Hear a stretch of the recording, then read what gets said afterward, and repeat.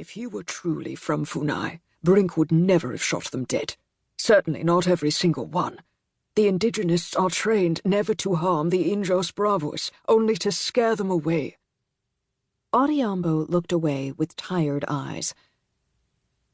Die if you must, he said, almost to himself. But do no harm. I'm sorry.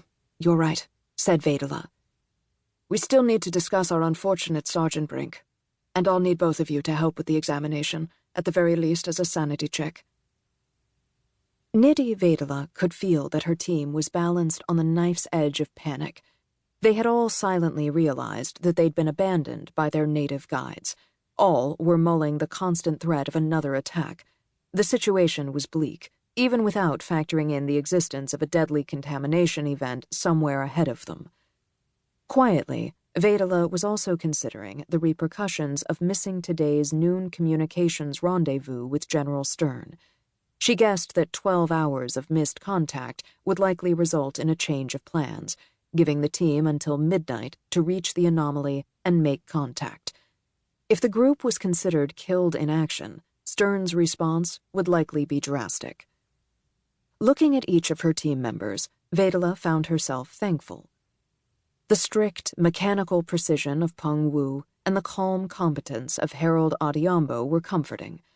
It was James Stone, the robotics expert and last-minute addition to the team, who worried her. Moments ago, she had brusquely ordered him to repack his crucial equipment. Now he was kneeling in the mud near the walking palm tree, muttering to himself as he worked. Without porters, each scientist would have to carry a full load. Whatever couldn't be repacked would have to be left behind. Even so, Vedala had given Stone the repacking order primarily to keep him occupied while the rest of the team examined the corpses. The sight of him had disturbed Vedala. His eyes were vacant over protruding cheekbones and a growth of reddish beard stubble. He had been rubbing his face and speaking in low tones about nightmares of blood like dust on the wind. Leaving the struggling roboticist behind, Vedala pulled on a pair of latex-free examination gloves. She led the two other team members back to the remains of Sergeant Brink. His body was still leaning against the trunk of a rubber tree, that horrible smile stuck on his face. As part of standard training, every member of the Wildfire roster had of course studied the incident in Piedmont. One of the first observations of the original field team was that the corpses did not bleed. And here, in the deep jungle more than 50 years later, Vedala found herself recreating a field experiment she had only read about in historical case files. With a scalpel, she drew a line across Brink's muscled scapula, exposing the bone of the shoulder blade just below the pre-existing wound.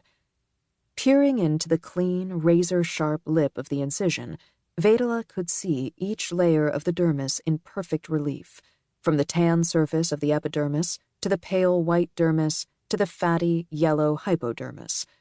Below that was a layer of pink muscle and then whitish-pink bone with a clean notch in it.